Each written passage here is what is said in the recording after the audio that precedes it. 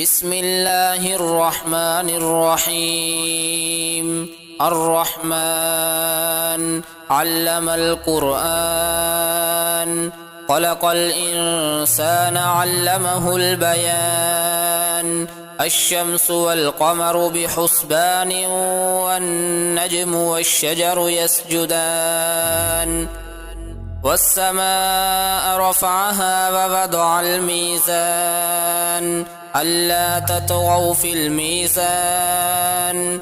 وأقيموا الوزن بالقسط ولا تخسروا الميزان.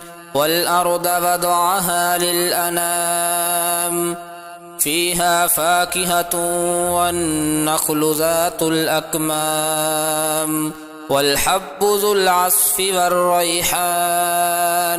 فبأي آلاء ربكما تكذبان؟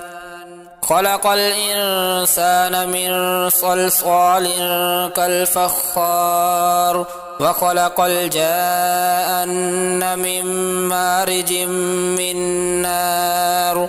فبأي آلاء ربكما تكذبان؟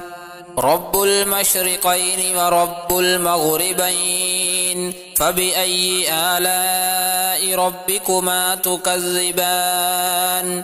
مرج البحرين يلتقيان، بينهما برزخ لا يبغيان. فبأي آلاء ربكما تكذبان؟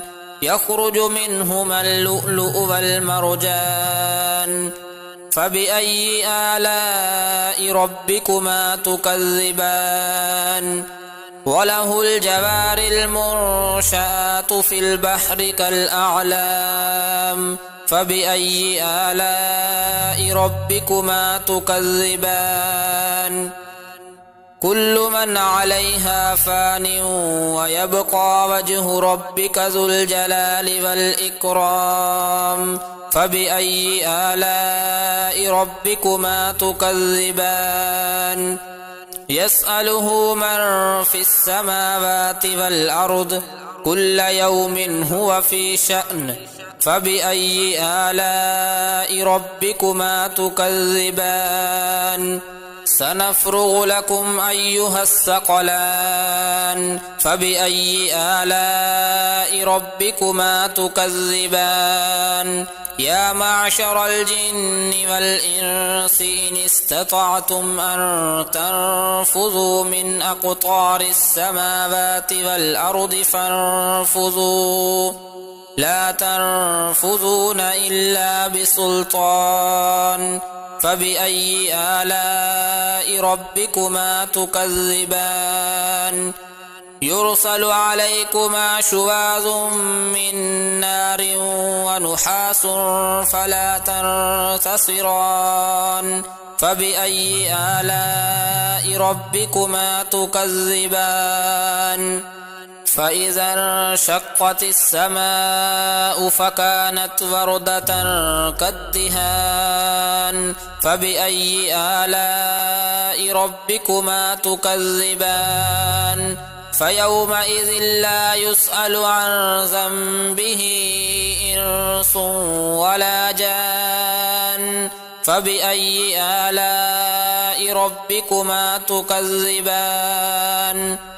يعرف المجرمون بسيماهم فيؤخذ بالنواصي والأقدام.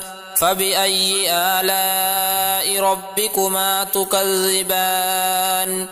هذه جهنم التي يكذب بها المجرمون، يطوفون بينها وبين حميم آن. فبأي آلاء ربكما تكذبان؟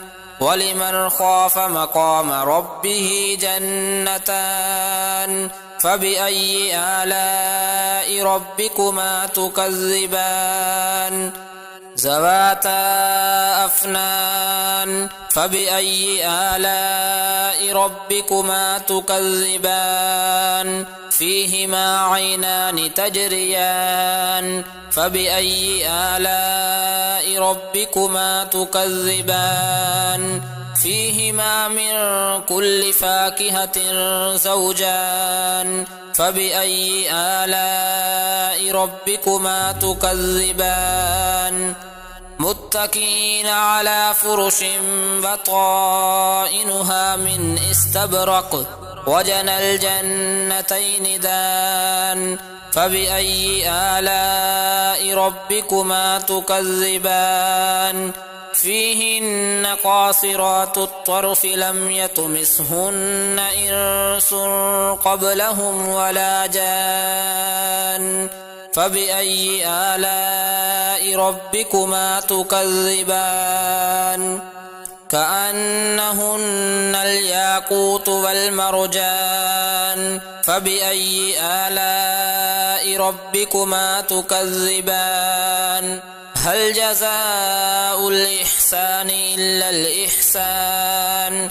فبأي آلاء ربكما تكذبان ومن دونهما جنتان فبأي آلاء ربكما تكذبان مدهامتان فبأي آلاء ربكما تكذبان فيهما عينان نضاختان فبأي آلاء ربكما تكذبان فيهما فاكهة ونخل ورمان فبأي آلاء ربكما تكذبان فيهن خيرات حسان فبأي آلاء ربكما تكذبان حور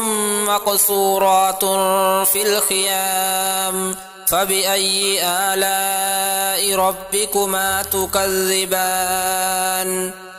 لم يطمثهن إنس قبلهم ولا جان فبأي آلاء ربكما تكذبان متكئين على رفرف خضر وعبقري حسان فبأي آلاء ربكما تكذبان تبارك اسم ربك ذي الجلال والإكرام